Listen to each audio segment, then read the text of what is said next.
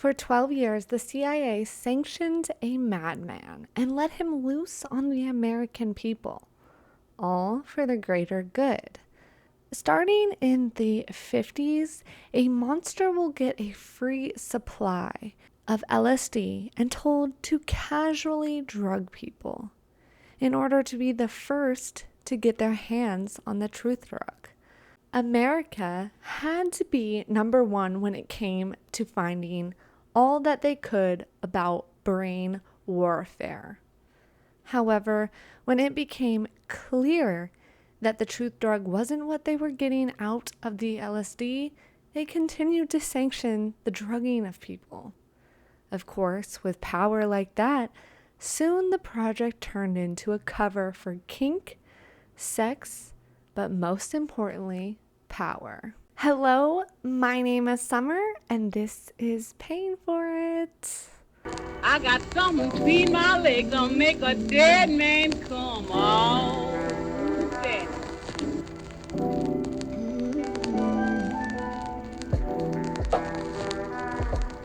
I got something between my legs that'll make a dead man come. Oh, that.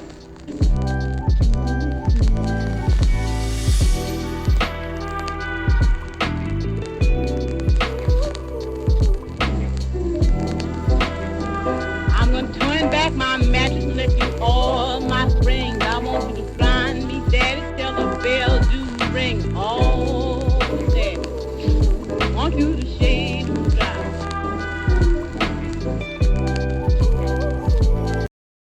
Thank you for being here for episode 32. And oh boy, do we have a wild one for you today. Getting into the research of this one, at first I was like, oh, there is a lot to this story. And then I was like, oh, maybe there isn't enough to this story. But then I started to listen to the iHeart Radio podcast production called Midnight Climax. Damn, this shit goes deep, and of course it does when it comes to the CIA. I went down a rabbit hole of all the CIA, drugs, brain warfare, and of course, sex. So we will be getting to all of that and more on today's episode. But before we do, hello, how the heck are you doing? Listen, I know some of you might say, what the heck? Why do you still have Halloween decorations up? We are in November now, and we're kind of like in November now. And you know what I say to that? I don't care. Spooky season is until I say it is, and that usually comes around Thanksgiving. Of course, spooky things go away and Christmas stuff comes out, but we're not there yet. So I am still in my creepy vibes, and I'm just gonna be here for a tad bit longer. We are back from New Orleans, and what a great time it was. Halloween in NOLA is the most, haunted city, and oh my god, what a great way to spend Halloween. I loved it. It was such a vibe and so spooky and so lovely. We drank, we ate, and we explored. We also got to see the Banksy art that was made in 2008, I believe. We happened to actually be staying right next to it, so that was a neat little surprise. I honestly was so excited to be back and walk the streets of Bourbon with more knowledge this time around of the history, especially the history that I'm into. The first time walking down Bourbon, we found ourselves, the first time when we actually left the Airbnb and we started walking to Bourbon, we actually found ourselves on Conti Street, and I freaked out. I was like, oh my gosh, I need you all to please keep an eye out for 1026 Conti. And it was 2 seconds after I said that, we found it, and I was like, oh my gosh, I'm so excited. And even though I knew it wasn't the true house, because the true house, I believe, was knocked down, It felt very still normal Wallace. The there was the air, I don't know. It might have just been me, but I love Norma Wallace. She's one of my favorites to talk about, to learn about. And so to be back in New Orleans next to her, what used to be her famous house and address, it felt spooky and sexy and amazing. So I really enjoyed that.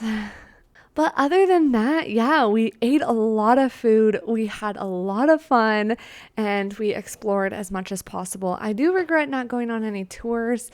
I really wanted to, but the ones that I wanted to do ended up not being available when I thought they would be. And then when we tried to do a graveyard tour late, they happened to be sold out for 3 more days. So we were like, oh, that kind of didn't work out in our favor. So that's kind of a bummer, but you know what? We still had fun. We still found ourselves in some spooky spots, and we still found ourselves in some old spooky bars and houses. So that's cool. But yeah, that was our little trip, and I can't wait to go back. Next time, I think I want to go back when it's warm, because my gosh, NOLA was so cold this Halloween. And from what I was hearing, it seems as if maybe that's not normal for them. And so it's only fitting that the year I go, it's cold. When I went for Mardi Gras a couple years back, it was also cold. So, well, I think normally Mardi Gras is cold, but yeah. Next time I go back, I want to go when it is warm so I cannot freeze the entire time I'm walking and enjoy my walk just a little bit more, okay? It's hard not to enjoy yourself when you're in such a old town and such a vibe. Honestly, Bourbon Street is so unique and vibey that it's hard not to enjoy yourself. But yeah, I do want to go back when it's warm and maybe a little less crowded so I can vibe out a little bit more. But yeah, that is the update, and I'm sorry that this spooky episode is coming to you a little late. You know, what is new with me, honestly, but also I really want to do the research in these things. I really want to give the best story possible when it comes to these. So sometimes when you think it's just, when you start, the surface of the story seems like it's that, and then when you start to pull the layers, you're like, oh, what? So there I am. And that's where we are here, okay? Let's get into it, shall we? I think we shall. I am ready for this. I think you're ready for this. And I want to say, buckle in for today's story, because tonight we have to go deep into the CIA, but more importantly, deep into the mind of a certain psychopath. And I don't feel bad for saying that. Honestly, the more I learned about this person, the more I learned about what he got away with, why he did what he did, I was like, wow, what? Here this monster is just out here being a monster and getting away with it because, you know, for science, I guess, for knowledge. He was allowed to be really, really bad. He was allowed to be a bad person and get away with doing very bad things, all because no one was really paying attention to what he was doing. This was a very secret project, and even though there was a lot of people involved in it, this man was the head, and he only had one other person giving him orders, or he had to report to. And yeah, so we'll be getting into all that. But the type of man he was, who really thrived on power. And it's weird how this power mixed with the untouchableness just really created a monster. And it's odd to see where the CIA started with this project and where it ended, and who were they really experimenting on is a good question. He was sanctioned to pretty much unleash his madman ways onto unsuspecting people, something that would land you in jail today for a very long time and be studied as a very weird case if you just went off and did this on your own. But because he went off and did it under the guise that this was for the greater good, he got away with it. The main character of tonight's episode will bring you to dark places and will leave you asking, is this real? And I must say, yeah, it is. The CIA really brought on a madman as their consultant, let him have an unchecked and unlimited supply of LSD. All he had to do was dose people and report his findings. It didn't matter who he was dosing, when he dosed them, or why he dosed them, as long as he watched them, for a minute at least, reported what they did, and moved on to the next. And the answer really is to that, my friends, is yes, this is a true story, and this really happened, and you're going to be shocked as you learn what went on back in the 50s. So with that, you know what time it is. Grab yourself a cocktail, a mocktail, a coffee, whatever you fancy. Today is my day off. And I thought in honor of our madman, you'll come to find him as someone who really, really likes a dirty martini. And I don't like vodka or gin, so I thought, what the heck? Why not make myself a New Mexican martini? So, cheers to that. I've got myself, your girl just spilled it a little bit. I got myself a nice little New Mexican martini. And yeah, cheers, cheers, cheers, cheers, cheers. I hope whatever you do have, I did spill it, so it is dripping. Love that for me. I hope whatever you have, you are enjoying it, and you sit back, relax, and get ready to go on a journey. And cheers, cheers, cheers, cheers, cheers. And welcome to Project Midnight Climax. Gotta have that lime squeeze, baby. I guess we can actually start off by introducing you to the U.S. government and its hunt for control and power. During World War II, the U.S. government was determined to have any upper hand they could in this war, right? So this would lead the CIA to implement a truth drug program. They really were hoping that the U.S. could get their hands on a drug that allowed them to administer to prisoners of war to gain knowledge of, the quote-unquote enemy's plans. During the 40s, the Office of Strategic Series, or the OSS, started experimenting with marijuana as the answer to the truth drug. The first dose would be given to a mobster in 1943.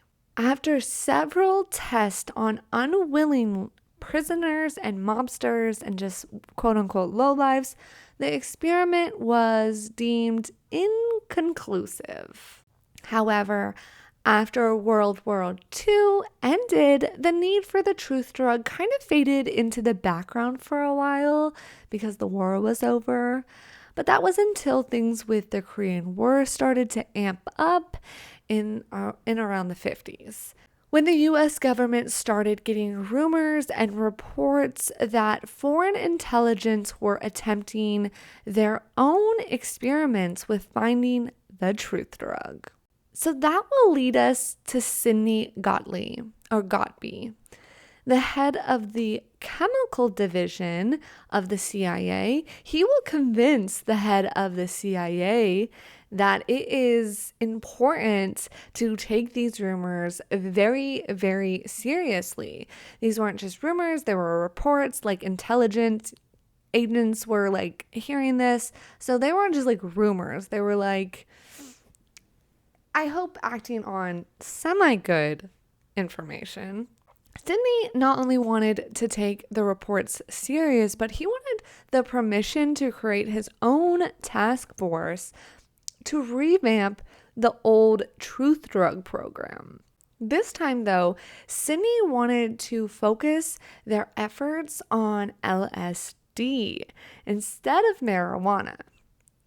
Well, at least that is where this program started. MK Ultra was a program that went on for at least 10 to 12 years, and it will start with LSD. However, it will also include the use of other drugs and even experimental drugs that never actually hit the market or the mainstream. They would use anything that they thought could be useful to them. Alan Dulles will be convinced by Sidney. Now, Alan Dulles is the CIA, the main director of the CIA. So Alan Dulles will be convinced by Sidney, and he will then go ahead and approve the start of MK Ultra. Program MK Ultra began in April 13th, 1953, in which it had one goal. The goal was to find the truth drug or brainwashing drug at any means necessary, okay? Once Sidney is approved to move forward with MK Ultra, he starts by recruiting a small team. This will lead Sidney to a man named George Hunter White, aka our madman of today. Okay, our madman of today's episode. So just get ready for that. Now let me introduce you to George Hunter White. White will,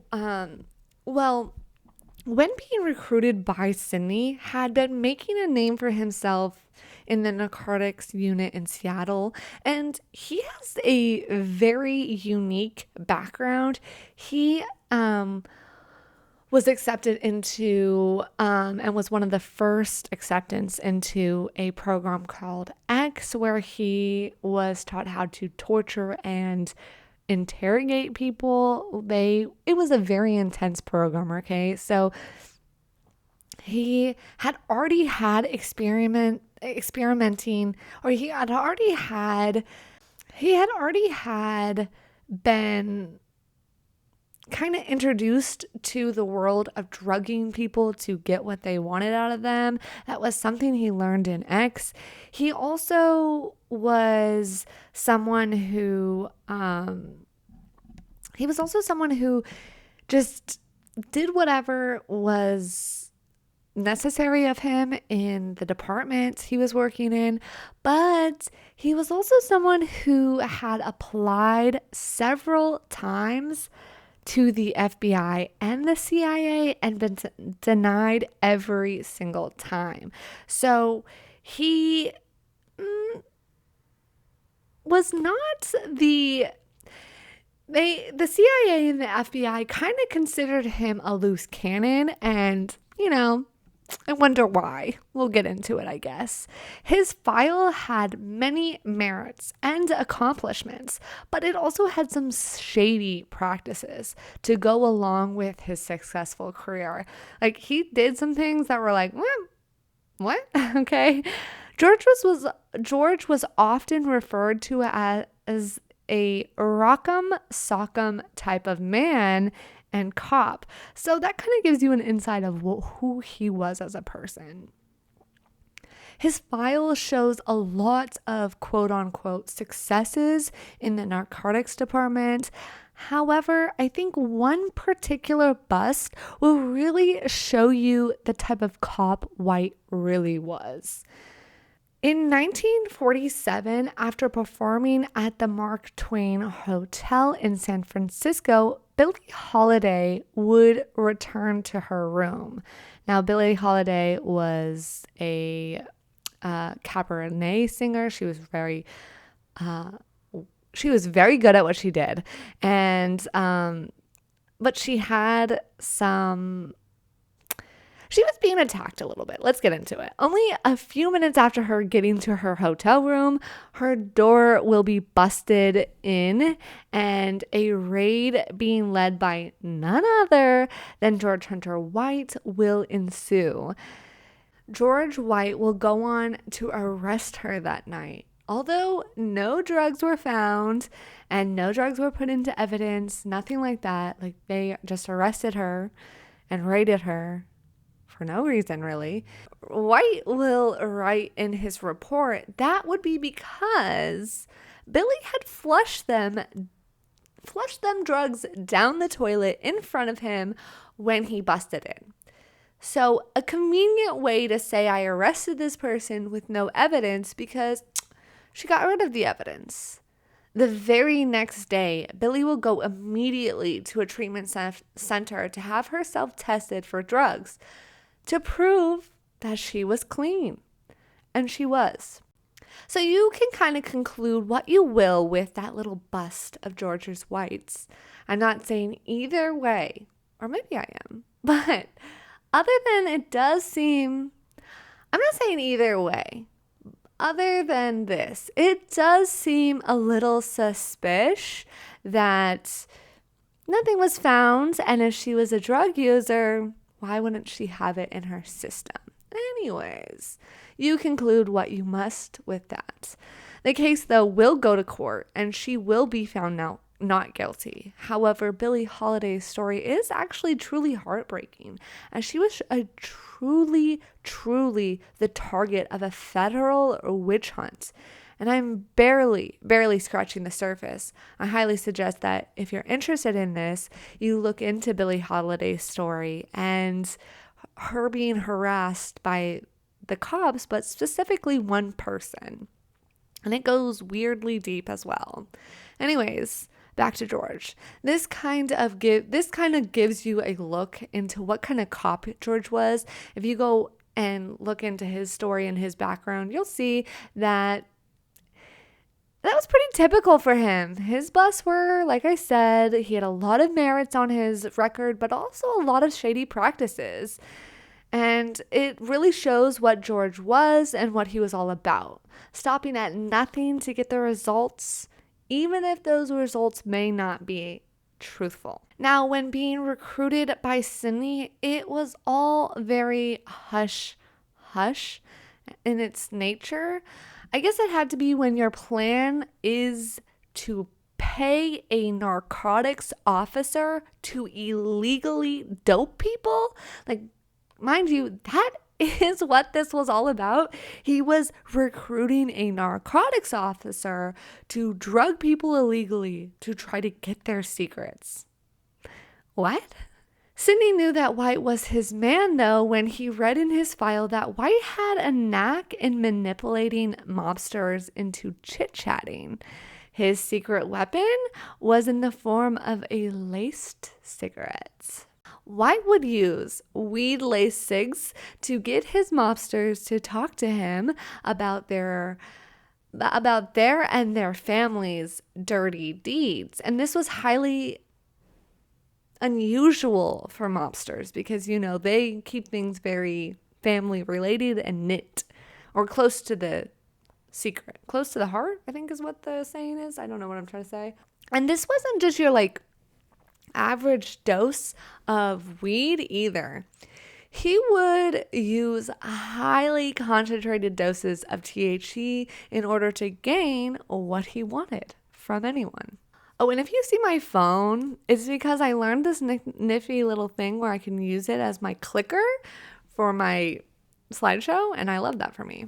Anyways, moving on. Upon Sidney discovering this, he just knew that White would be the perfect man for the job, as he was impressed with White's use of the old school techniques that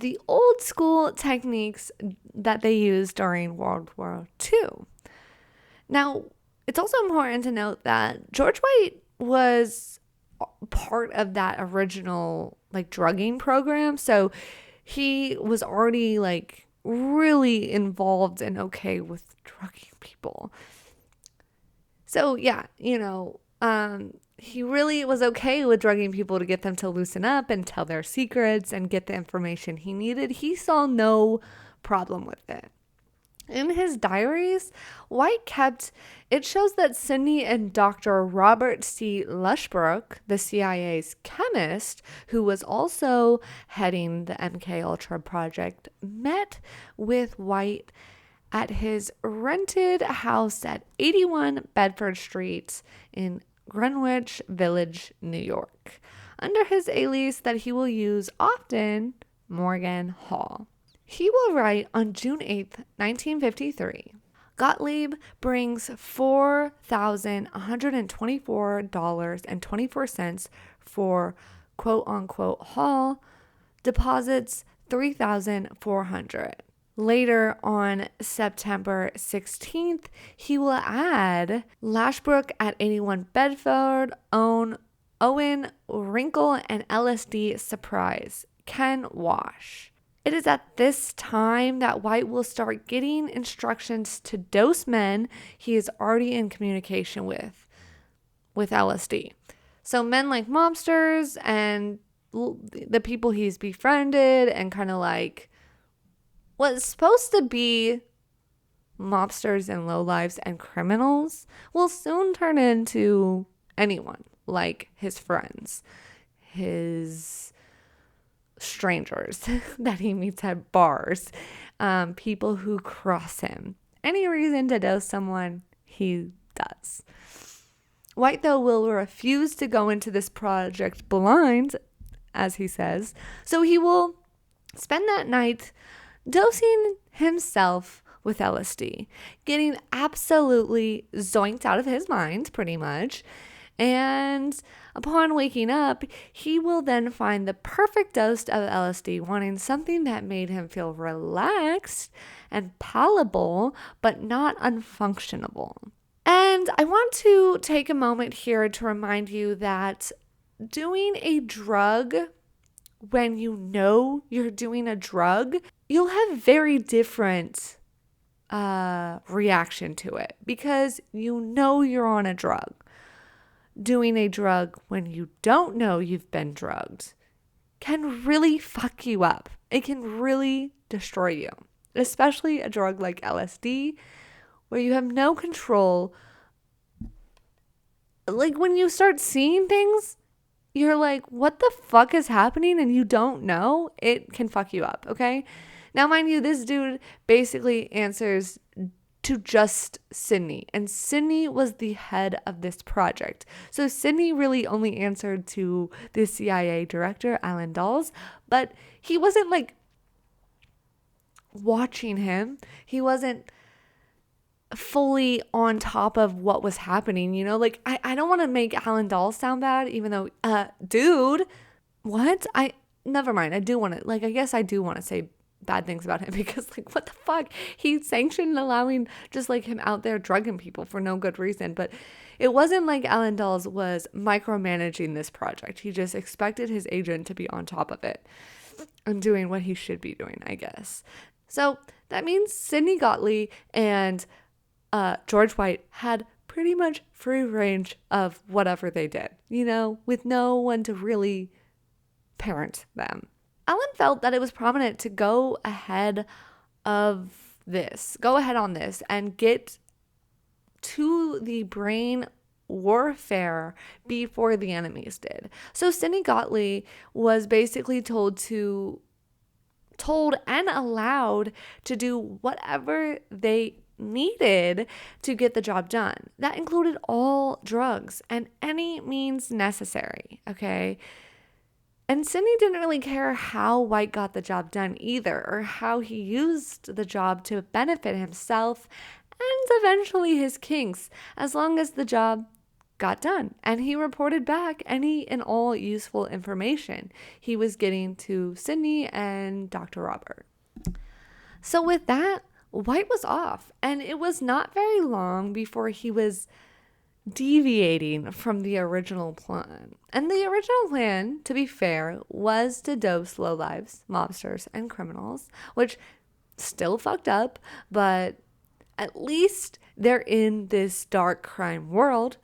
But eventually and very quickly, White starts dosing anyone and everyone he could. He pretty much started dosing everyone he could, including a train full of people, of just people going home from work, going to school, whatever, including young children, just to fulfill a lifelong dream of his to drug a whole group. So, we're starting off with the best intentions, not being selfish one bit, as you can see. Now, at this point in White's life, he's living in Greenwich, New York, which is like this hipster part of town. Lots of new age thinking going on. He also is on his third marriage. No shocker there, honestly. This marriage has him discovering he likes to swing, baby. And he has a very kinky nature. He really loves to watch. Now, I'm not judging anyone about their lifestyle. Sex is sex. Play is play. Do your thing. Anyways, one day he's having a swinging party with his friends when he decides that it would be fun to, just casually drug his friends with LSD without telling them. So, so fun. Great friend there. He will go ahead and whip up a batch of his famous dirty martinis, serving the friends from one pitcher and serving himself from a different pitcher. Right away, that's suspicious. Sorry, if a friend ever did that to me, I'd be like, what? Why are you drinking? What? I want some of yours. Like, I'm leaving, honestly, because that's so weird. I would not be okay with that. Anyways, the friends all start to trip, and most of them pretty much came out of the trip unaffected. All of them did come out unaffected, and these were college educated people, very prominent people for their time. So, they were able to understand that they most likely got drugged. Maybe not during the trip. I'm sure they were like, what the fuck? But they were able to come out pretty unscathed. However, they all knew they had been drugged by him. It was very clear that George White, their quote-unquote friends, had drugged them. Pissed, reasonably so, two of the friends will never speak to him again, which, if my friend drugged me without my knowledge or permission or anything like that, I also would not ever speak to them again, because how could you trust them ever again, honestly? Besides his friends, George is known to go on and drug countless people who he knew, people who he had met that night, people that crossed him, just anyone he could. George would write everything down, observing how someone he dosed acted, how easily he was able to manipulate them when being drugged, reporting back to Sidney. He will also pretty much become fast. He will continue to report back to Sidney, and Sidney and him become pretty much fast friends. Sidney likes this dude. George likes Sidney. This is going to become a true boys club, okay? Just two men out there doing their jobs, fighting the good fight, and protecting the quote-unquote country. Now, eventually, they will be some Now, eventually, there will be some trouble for the boys, causing the halt to MK Ultra. The trouble would be in the form of a tragic, tragic death or murder. Probably more the latter. But either way, when a prominent CIA agent falls out of their hotel to their death out of the 13th floor of a hotel room, things start to get a little rocky for Sydney and George. Now, Frank's story is so tragic, and it doesn't begin with him falling out of the window. It doesn't even end there either. I'm not going to go too deep into his story because we'd be here for ages. I'm just going to tell you that this whole thing is twisted and dark, and it all centers around Sydney and George. Anyways, Frank Olson is a CIA agent, and one day he will witness something that really scars him, truly kind of fucks him up a little bit. With that, he starts kind of being what Sydney and other agents deem as a quote unquote security risk. Frank, though, honestly, he just wanted out of the CIA, out of the government, and probably to get out of his own head, because whatever he witnessed really did affect him mentally. Now, I'm cutting his story short, but I do just want to say if you're interested in this, there's a documentary on Netflix. There's lots of information out there. It's weird. He will eventually find himself at a party, though, where Sydney will go on to unknowingly dose everyone in attendance. Well, he knew, but no one else did, just so he could get to Frank. He needed to know how much of a risk he was truly. So while being on LSD, Sydney will take him to the side and start to interrogate him. And mind you, they're coworkers. This is his coworker. So it's really sad to think that while his world was melting around him, he may have said things thinking he's talking to his coworker, or even having, it's just, you're out of your mind. Like, what? Anyways, now it's pretty much 4 days after attempting to put him, it's pretty much 4 days after his attempt to put in his resignation that Frank Olson will be allegedly pushed to his death. And I can't say for certain, but if we look into the facts that we know today, well, it doesn't look good for the CIA, nor Sydney or George. Now, it's important to note that it's not like Sydney or even George this time were there that night. Sydney wasn't the type to get his hands dirty, and he would always be the one to pay someone to do it for him. And well, his man of choice, who did get his hands dirty, couldn't be there that night due to his ailing mother. That didn't stop White, though, from getting a friend to do that, to be there that night. A friend that, right after the death, George paid for him to leave and get out of town for a long bit. Lay low. He also had him later relocating even out of the country for a bit. If you have nothing to do with anything and a suicide was actually committed, why are you sending people off to other places? Odd things do. An odd thing to do after what was deemed a suicide, in my opinion. Anyways, the CIA went right into the works to attempt to smooth over things in the public eye, not caring about the smear campaign that was pushed onto Frank Olson and his family. Now, even though the CIA was able to pretty much get out of this with little damage at this point, behind the scenes when it came to MK Ultra, Alan started to kind of freak out, and this probably pissed him off a bit. Not only did they have a PR nightmare, but the rumors surrounding around George Wright not only connected to the deaths, but more about the random LSD dosings, because it's important to know at this point the local cops knew that this was happening. They were digging into it a bit. A prominent singer slash actor accused him in the hospital of dosing him, knowing that that was what happened.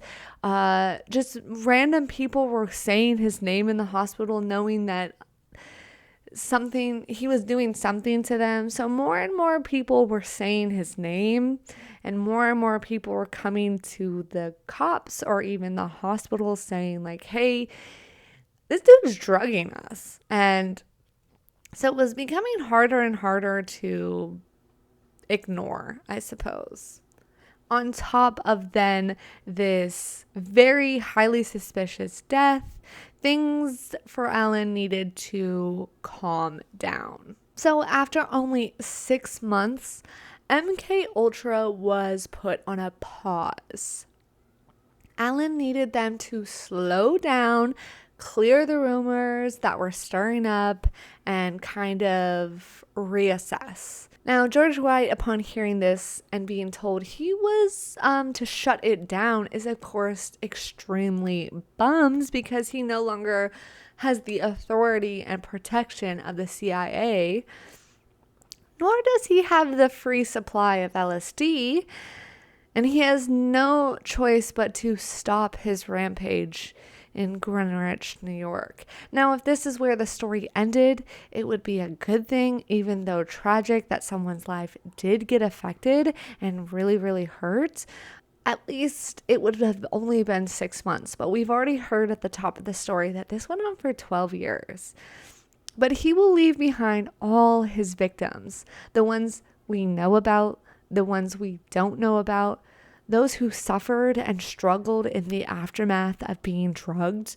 It's important to note that at this point, the CIA knew that LSD was at its most dangerous when being administered when the person was unaware they were being drugged, that it could cause a severe mental break.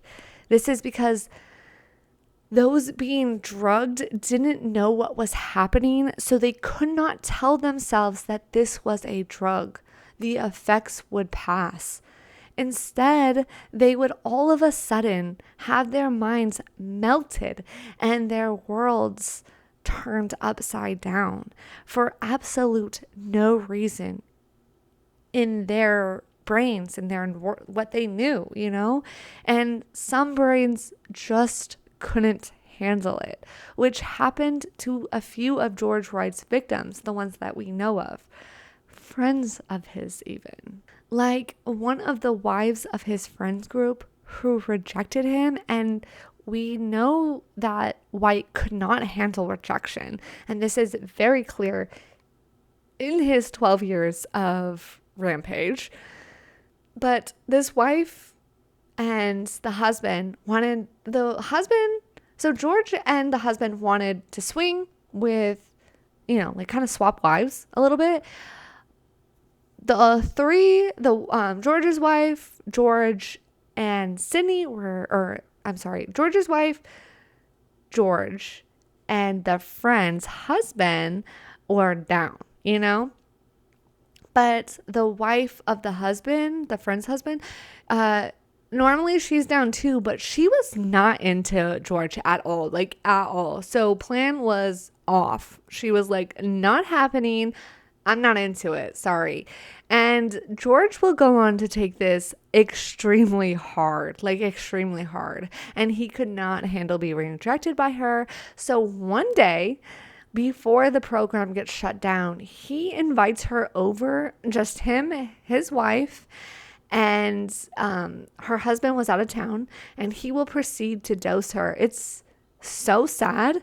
She's a new mother, and she cannot handle it, and she never recovers. She is going to go on to spend the remaining years in a psych ward, and her husband will go years and years without answers until this story breaks and he will learn what truly actually happened to her, which is horrific. It's so, so sad to know that all she did was not want to have sex with him, and he didn't like that. And to know that the wife was there and knew what what he had planned and what happened to her is so disgusting in my book.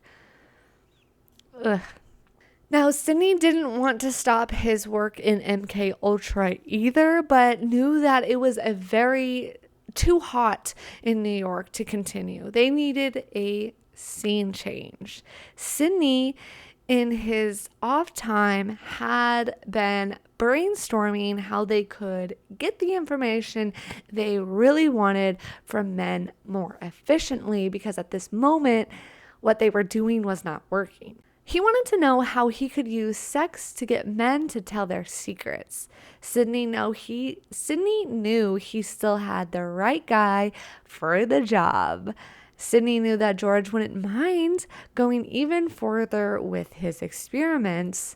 They needed the new perfect place to set their plans in motion. They needed a new city, one that would be more open to sex, drugs, and all things vice. And there was nowhere better than San Francisco. In 1955, San Francisco was all things vice, and in a full-blown sexual enlightenment period and sexual freedom and just sexuality. So they were living, pretty much, making it the perfect place for Sidney and George, making this the perfect place for Sidney and George's new hunting grounds. In San Francisco, White will push the envelope even further, convincing Sidney that the real way to discover the truth drug was not just with LSD, but they needed to pair it with sex.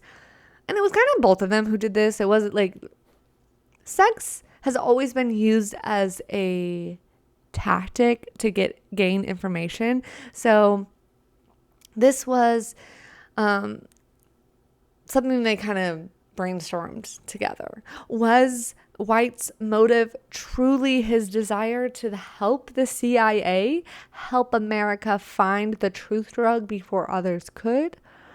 Or was his motive something more kinky and sinister entirely? Welcome to Operation Midnight Climax.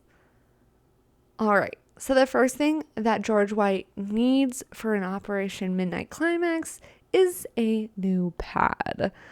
He will find it at 225 Chestnut Street in the city's Telegraph Hill neighborhood. This was a bustling vice neighborhood, the absolute perfect place for his brothel. Now, White will get started right away in his hopes to create a beautiful, expensive-looking French-style brothel. He will decorate the walls with Toulouse's Lautrec's prints. Toulouse's Lautrec was a notable French graphic artist who in the late 1800s raised poster art from simple advertisement to high art think pieces. These prints of his were always known to be provocative. He also had a curiosity with Paris's underbelly, and often his prints would include depictions of prostitutes. So for White, he thought it would give the perfect feel to his newly turned brothel. He would also include photos of can-can dancers, images of women in bondage, and SMN scenarios. Just his idea of what a brothel would look like. Later, one of the narcotics officers, John Marks, one who found himself, quote unquote, working there often, would state it was supposed to look rich, but it was furnished like crap. However, White cared more about what wouldn't be seen than anything, because he will hire someone to put high-tech surveillance equipment all throughout the brothel, including a two-way mirror where they could watch the going-ons from. Once the house was deemed ready to open, White would start the hiring process. The first thing he needed, of course, was a pimp. For that, he would find and hire Ike Feldman, a narcotics officer who often worked undercover using the persona John Capone. He would go undercover as a drug peddler and a pimp, making him the perfect man for the job as he already had connections with working women within San Francisco. Now, Joe Capone, aka Ike Feldman, will go on to recruit dozens of women to work for him and White, making these women, the women of the night, official CIA subcontractors. Even though the ladies definitely didn't know all that was happening, they had some information on what was happening behind the scenes and what they were actually getting paid to do. Some women were liked better, so they had more information and were used more often and included a little bit more into it. But again, these were sex worker and these were men in power. So and this was in the 50s, so it wasn't much that they were getting, actually gaining information wise. But I don't judge these women, and I know this is going to sound hypocritical for me, but I really don't judge these women for doing what they did.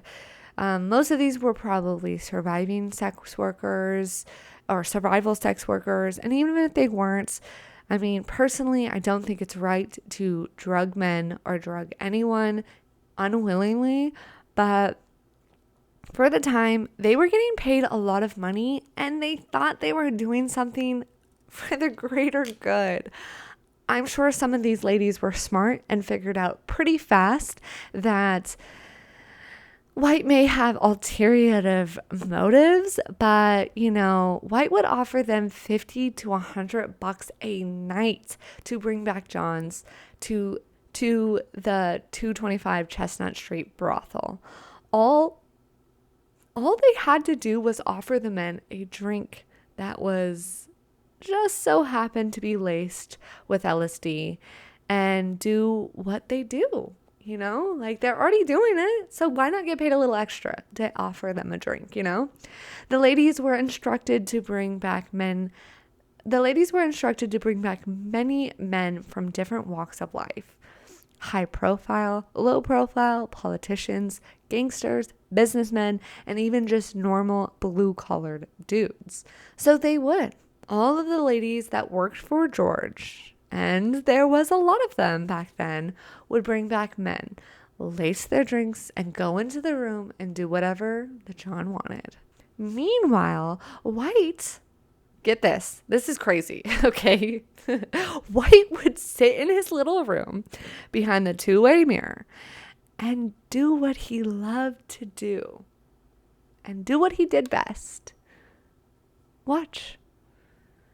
And there was a picture of his martinis that he would sip on all night long. And it gets weirder because as he was sipping on his martinis, he was sitting on a fucking toilet. So he didn't have to miss anything. Any of the action. That's right.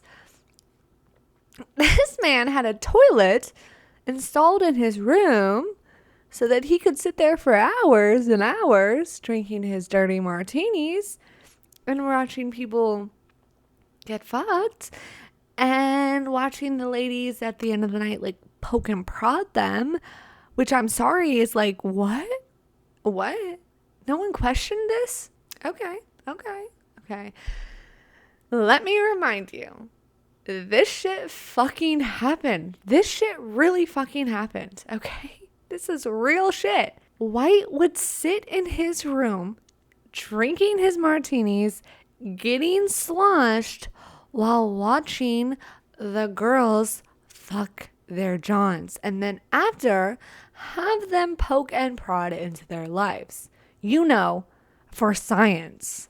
To be honest, though, at this point, George didn't care if he got the information they were looking for when it came to, saving the world. If he did, great. But now he was fully just a sexual deviant, taking pleasure watching men be drugged and manipulated by him. It was all about the power, baby. The ladies would then be able to collect whatever fee they normally would from the Johns. Now, the gross part of this is whether or not Ike Feldman, aka Joe Capone, would collect a fee, which is so slimy and skeezy, to, keep up the quote-unquote appearance of a pimp. It's really unknown whether or not he did, but it's most likely he did. Feldman would later state often that he was never actually a pimp or even a drug dealer. But when you actually go out and find women to pimp out and push drugs to them and to others, well, that kind of makes you a pimp drug dealer in my book. Anyways, White had a soft spot for sex workers. He didn't look too down upon them like others did, so he would tell every single woman that came through his door that if they ever got busted for soliciting, to drop his name and they would be released. No questions asked. So the more Johns the women brought back for White to watch and be manipulated and used, the more favors he would owe them.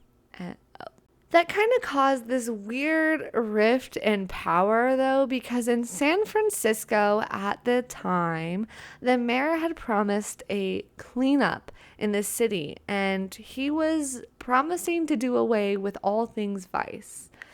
And kind of at this time, the crackdowns were happening.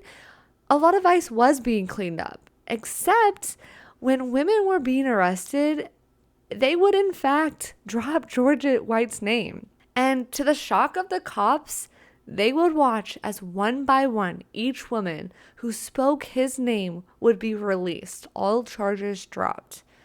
Not even the mayor could stop him, because mind you, this was a sanctioned CIA project, and he was doing the work of the government.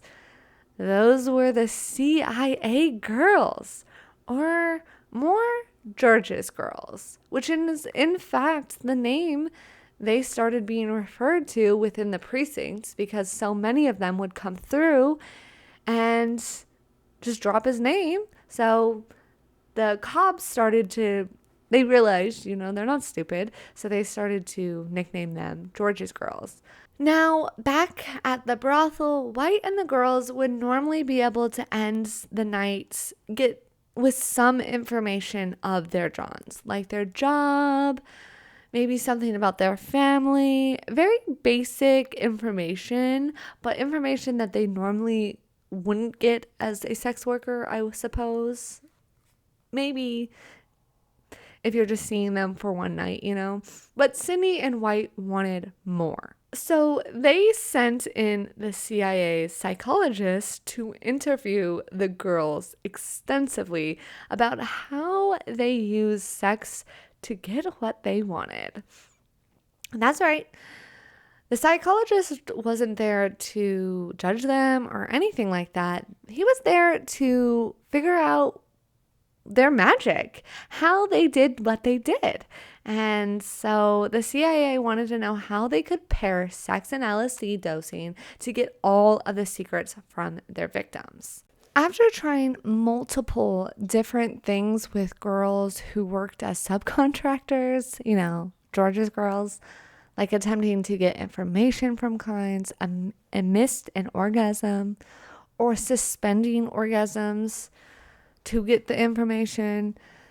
They kept failing though, finding that when the Johns were close, they were in a trance-like state. They couldn't focus on anything but getting off. So after failing to get the information they wanted from the Johns, they went back to the drawing board. And White observed that after the deed was done, the girls would pretty much hightail it out of the room. Like, they were out, they got their money, and bye. Because the job was done. They did what they had gotten paid for. There was no reason to stick around. So White would ask some of his favorite ladies that worked with him to stay and cuddle afterwards. Cuddle and probe to attempt to get more private information from them. And bam, they got it. Well, kind of. After being dosed and then getting some, the girls would cuddle, and it was after the climax that they got the most information from the Johns. Men who held prominent jobs, information that they would probably get themselves in trouble if they found out that they were just sharing with random ladies. So, it wasn't good. They were gaining some information that they definitely shouldn't be getting. Although it was still not exactly what the CIA wanted to prove, so White kept pushing the limit with brain warfare on the American citizens. Now, at a certain point, though, in White's running a brothel, he was like, why am I being so selfish and being the only ones to witness and hear the sexual exploits going on within my brothel? So, if you were a San Francisco citizen in the 50s, 60s, scanning the radio channels late in the evening, you may find yourself on the channel broadcasting all the midnight climaxes coming from within White's brothel. That's right. White not only was dosing men, tricking them into believing they were just paying for the company of a lovely lady and spying on them, and then he started broadcasting them coming. Let that sink in. This is all for science and the greater good, of course, but if you were an American citizen and a San Francisco citizen and you were cruising that radio, you might come across a little naughty, and what's the harm of it? White at this point is feeling, what we could say pretty untouchable. However, his loose cannon not pimp, depending on how you look at it, will blow his perfectly curated cover. See, Feldman was running his own operation within White's as he was trying to take down the real known San Francisco heroin dealer. And to do that, Feldman needed information. And to get the info, he would use the girls within White's house. And he would use White's house as well. That way he had a resource to pay them. Because George and Cindy were paying them for dosing men to get information for them, but he needed to be able to also pay them to get information for him on the low, okay? So he would specifically target the ones he knew had a problem with drugs. He was very predatory in this way, because that was the only resource he had in this game to pay them with, because he was, quote unquote, an undercover officer dealing narcotics. dealing drugs. Don't know why I said narcotics. Feldman didn't have any of the CIA's money in his pocket, so he had to be resourceful. And what pimp drug peddler wouldn't have his own supply at his fingertips, even if he was a true narcotics cop? So he would use White's brothel to throw parties with local drug dealers to get the men he truly wanted. So basically, he would hire some of White's girls that he had brought in for White with his heroin and pay them with heroin is what I mean. And then he would have local big drug dealers and like the people he was kind of going after come in, and the girls would do their thing and gain information. So he was eventually able to do a very big bust. And when that happened, it took White, it quite literally choked White, because he was not expecting this, and his brothel then became front page news, officially blowing this cover his low-key status that he had for years, because this had been going on for a while, where him and Ike had girls coming in, guys coming in. He ran this brothel for a while. Now, Cindy and George didn't want to give up the mission still, okay? But they knew they could no longer operate out of this brothel, and that officially is going to close the doors to this chapter of White drugging people and getting his kink off to be able to watch all night long. However, that was still not going to bring an end to George's reign of terror. I would consider this next part his final act of terror, and one of his worst for sure. As Cindy would hire a magician to teach him and others the magic of the sleight of hand. After they get semi-mastered at this, Cindy would send them out to public bars and lounges to drug the general public. Okay. That's right. Just random people out there enjoying their night would maybe accidentally stumble upon George and find themselves drugged. Think about that. You go out and you strike a conversation with someone at the bar. Never once take your eyes off your drink that's in your hands, but still, a few minutes later, you walk away and your entire world melts around you. Everything you thought you knew changes with no explanation. I could not imagine. And just in case you need a reminder, yeah, this truly happened. And some of them were lucky enough to be able to come out on the other end safe, understanding something weird happened that night, even if they didn't come to the full conclusion that they got drugged. They were able to come out okay. Some, not so much. In fact, there was a day where George will go on to drug a officer, a military man who up until this point was very esteemed. And on his walk home by himself, not realizing what's happened, he gets convinced that he wants to take his girl to New York City right away, except he doesn't have the money. So he decides to rob a bar at gunpoint for the money, making him a felon, fully destroying his life. And it won't be until years later that he realizes that he potentially was a victim.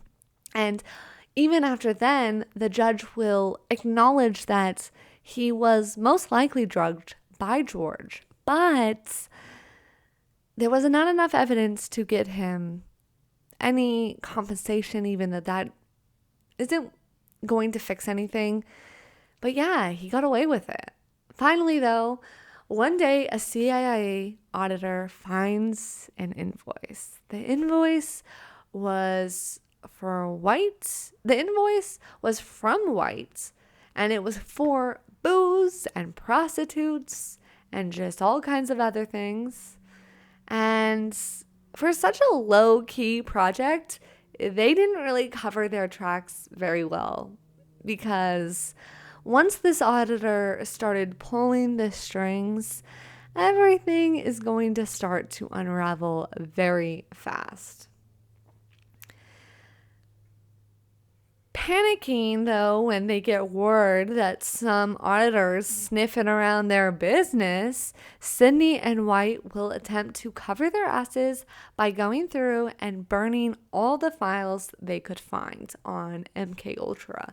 And since there's been like 12 years of these, it's a lot, okay? But they didn't even do a good job at that either, because the investigation will eventually find at least 20,000 other files that they had missed in random boxes in a different room, which is quite hilarious. But here's the wild thing, okay? I mean, honestly, this whole thing has been very wild. But when push came to shove, Sydney and White got away with it. Like, yes, once the story broke, their names were splashed all over the place. Their names were splashed all over the place. And they were now officially always going to be connected to the fact that they were out there just drugging American citizens. And not only were they drugging them, these were a narcotics officer and a CIA agent, and the CIA, the government, the taxpayers were pretty much paying for it. So it's not looking good for the CIA or George. And, and of course, due to this scandal, it will eventually become illegal for the government to drug American citizens, which is like, okay, a little too late if you ask me.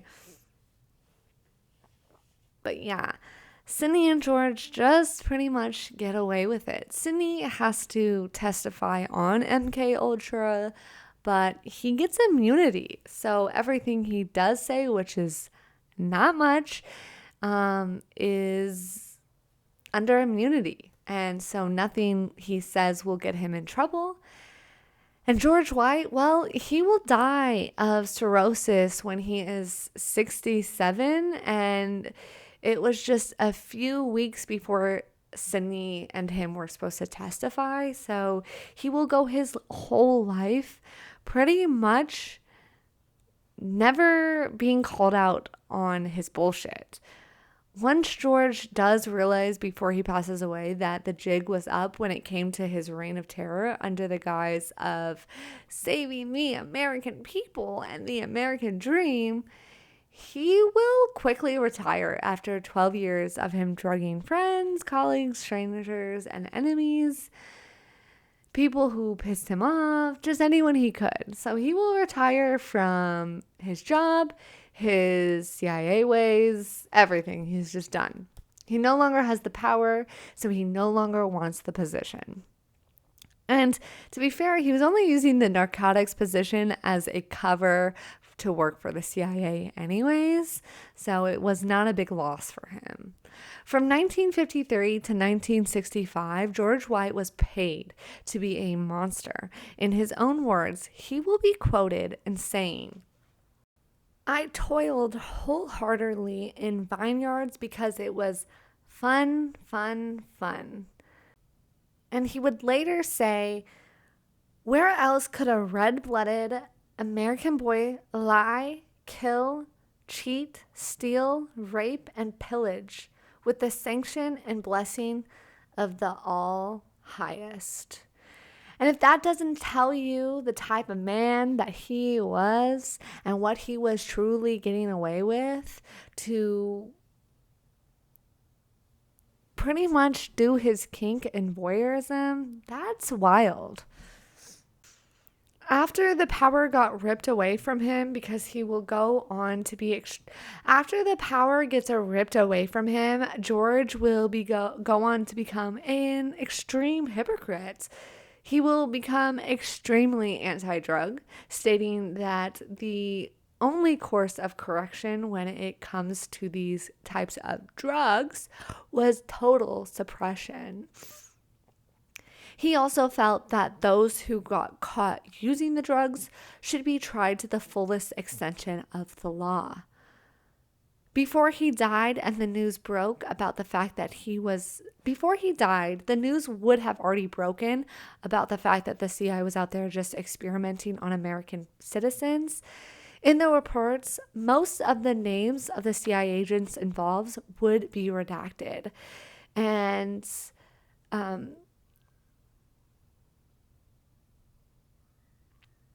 however, not George White's.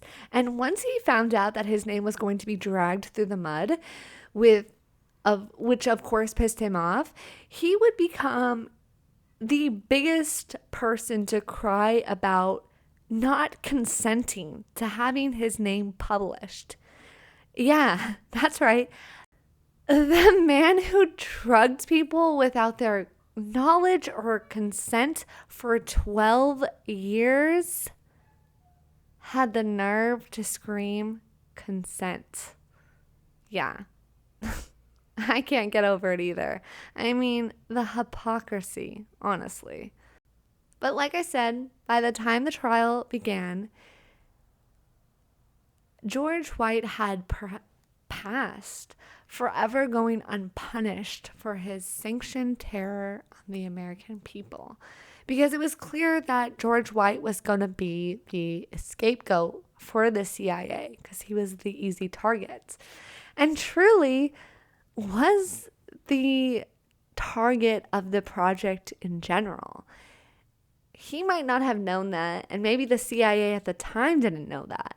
But Sydney was watching what LSD could do to a man who was given it and how it could affect him, how the power could affect him, how the drug could affect him.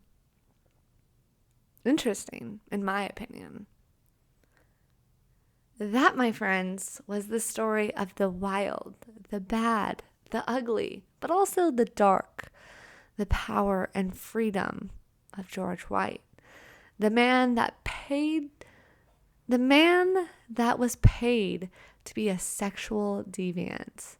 How the power went to his head, and slowly but surely he went down a very, very dark path, using his untouchable status to drug people who turned him down, pissed him off, slighted him in any way. The CIA knew within months of MK Ultra that LSD and the other drugs being used were never going to give them the results they were looking for when it came to brain warfare. But for some reason, MK Ultra was a program that ran for 12 years. George and Sydney drugged people just randomly for what seemed to me just because they could, for fun and to have power. It all comes down to power. The real number of victims in this has never and probably will never be known, which is so, so sad. And in fact, plenty of victims had no idea what happened to them. The lucky ones at least were able to come out semi-okay on the other end. The unlucky ones, though, never were able to gain a grip back on reality, and their life was forever turned upside down. 12 years with an unlimited supply of drugs to run through New York and San Francisco. On top of that, he got to get his kink off nightly by watching girl after girl fuck man after man while they were at their most vulnerable moments, getting off on it because that was the type of man George White was. I hope you enjoyed this episode of Paying for It. I know it's not our normal, but we started off as a story of the CIA using sex workers to help drug men. Definitely, of course, piqued my interest. But as I traveled down the history path, I was shocked that, again, this was a true story and how deep and sadistic it actually went. I do hope you enjoyed it, and we will be back next week with a normal lady of the evening, a queen story. But until then, I hope you enjoy the rest of your week. And if you haven't already, check out our video versions on YouTube and subscribe and like if you haven't. And yeah, until then, I will see you next time. Goodbye. I got something between my legs that'll make a dead man come. Oh, that.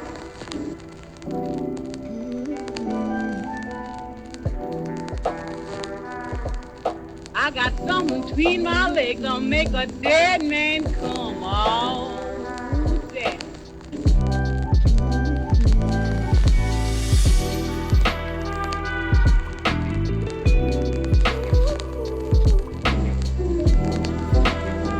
I'm gonna turn back my mattress and let you all my springs. I want you to blind me, daddy, till the bell do ring. Oh, that. Want you to share.